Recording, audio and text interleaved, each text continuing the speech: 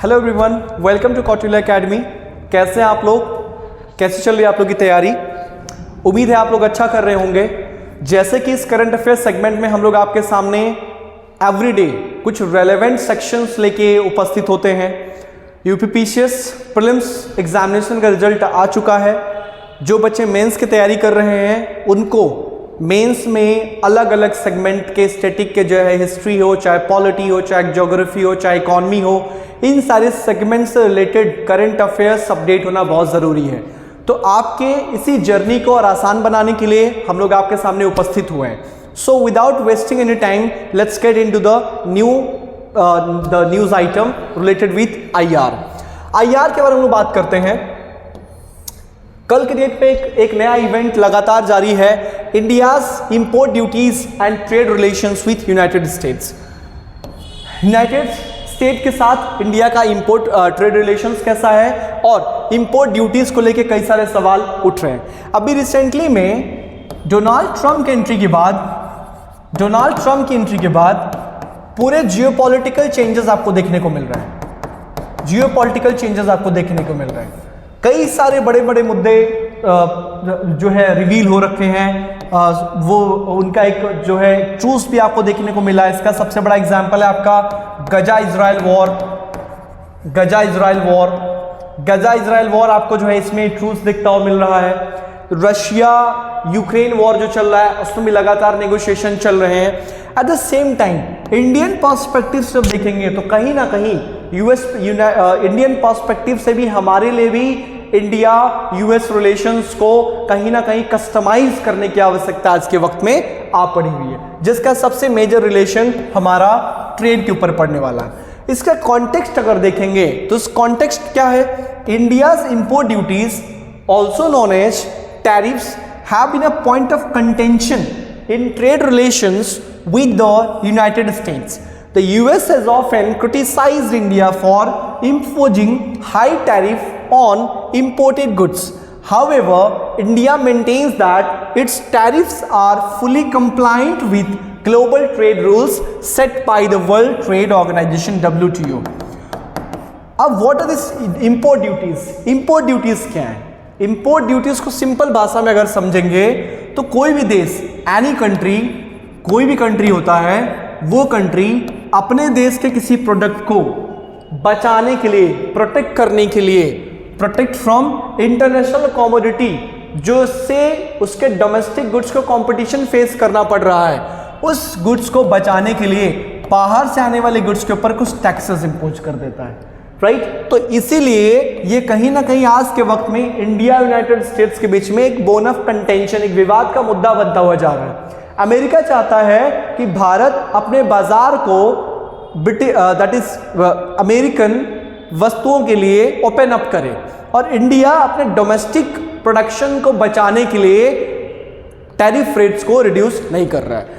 और ये लेसन हमने आज नहीं सीखा, ये लेसन हमने बहुत पुराने समय में सीखा हुआ था, during our when we were the British colony. British ने क्या किया हुआ था? ब्रिटिशर्स ने इंडिया में ब्रिटिश गुड्स का अनइंटरप्टेड फ्लो मेंटेन करके रखा था।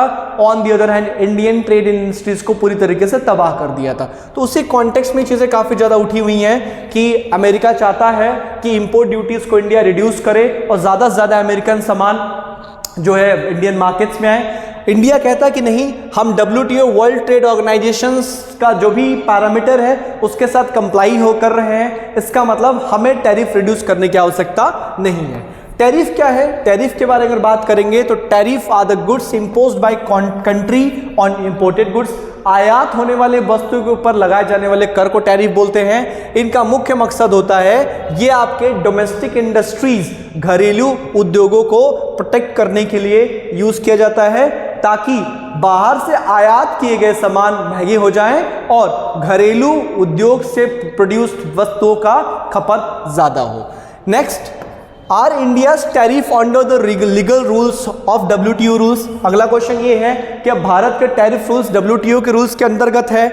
जैसे WTO allows developing countries like India to maintain higher tariffs in exchange for the commitments on agricultural trade regulations, services trade liberalisation and trade related aspects of the IPR और the intellectual property rights, या इसको trips भी कहा जाता है। इससे related आपके पास सवाल भी आया हुआ है यूपीएससी प्रीलिम्स में, तो उसको ध्यान से देखिएगा। जो टैरिफ का रेट डब्ल्यूटीओ तैयार करता है 3 चीजों के ऊपर ध्यान देके, एक trade related aspects of intellectual property rights, दूसरा सर्विसेज ट्रेड लिबरलाइजेशन, तीसरा agricultural trade regulations.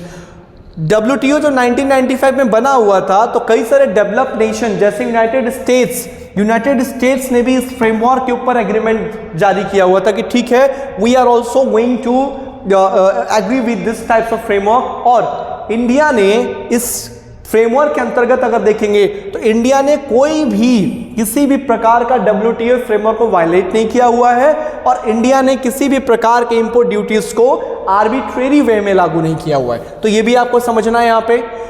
Next, US क्या प्रेशर लगा रहा है इंडिया में? अगर इंडिया के बारे में बात करेंगे, the United States have been pushing India to open up its markets further and lower tariffs.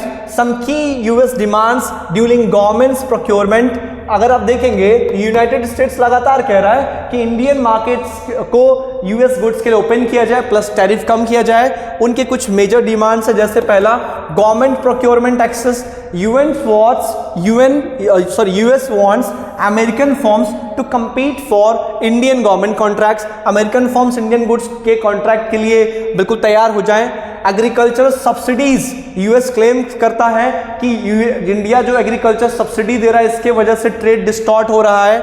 तीसरा, patent intellectual property reforms, US चाहता है कि American pharmaceutical companies and tech companies का आईपीआर मजबूती से लागू हो। ठीक।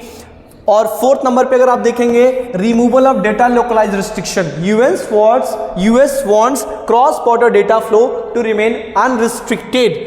India has resisted these demands for decades to protect its domestic economy, farmers and industries.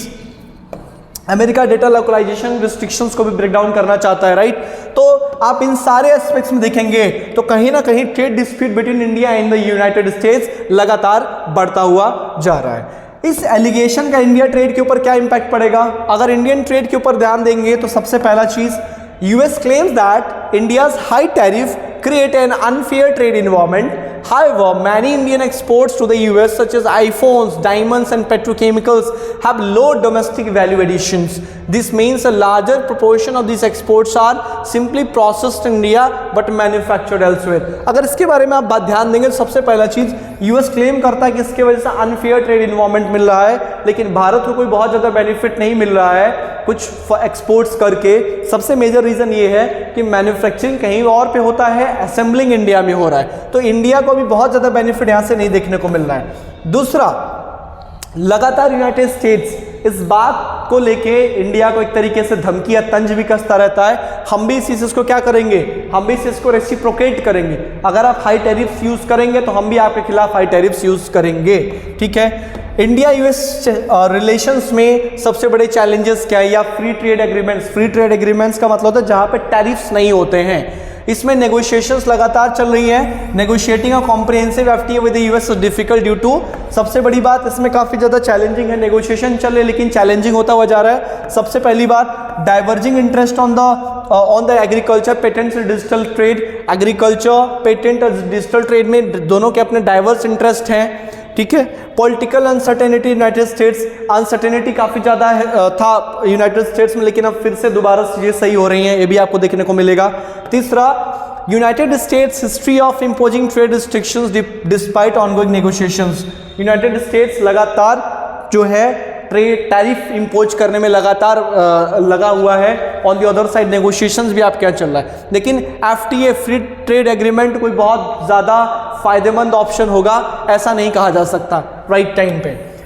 India के पॉसिबल रिस्पॉन्सेस क्या हैं? इंडिया में मेनली 3 रिस्पॉन्सेस बताए गए हैं। इंडिया बार बार बोल रहा है कि भाई हम डब्ल्यूटीओ के फ्रेमवर्क के साथ कंप्लाइड हैं, डब्ल्यूटीओ के रूल्स जो भी हैं हम उसको लगातार फॉलो कर रहे हैं। दूसरा, it is offering lower tariffs on some goods. कुछ इंडस्ट्रियल गुड्स का टैरिफ घटाया गया है ताकि यूएस से रिटेलिएशन करने से बचा जा सके।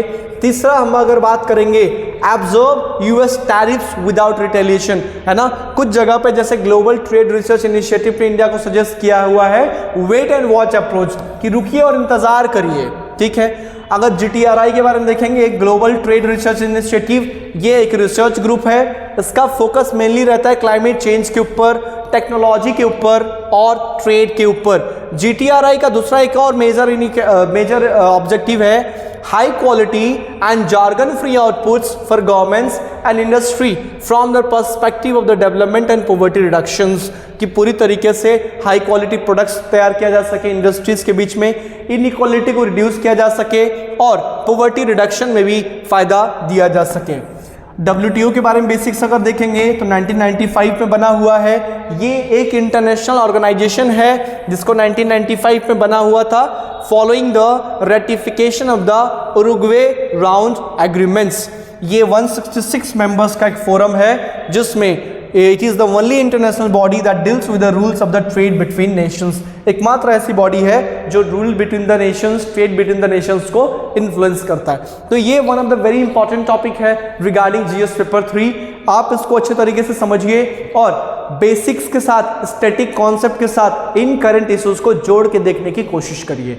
This is going to be one of the most important topic for your whole UPSC journey. Okay, तो अभी के लिए इतना ही। कल फिर हम आपके सामने कुछ और नए टॉपिक्स लेके उपस्थित होंगे। आप लोग लगातार इन टॉपिक्स को समझते रहिए और अपने मेंस के क्वेश्चंस के साथ इसको जो है एनालाइज करने की कोशिश करिए, इन कंटेंट को यूटिलाइज करने की कोशिश करिए। ओके, ठीक है, कल मिलते हैं हम लोग। तब तक के लिए थैंक यू एवरीवन।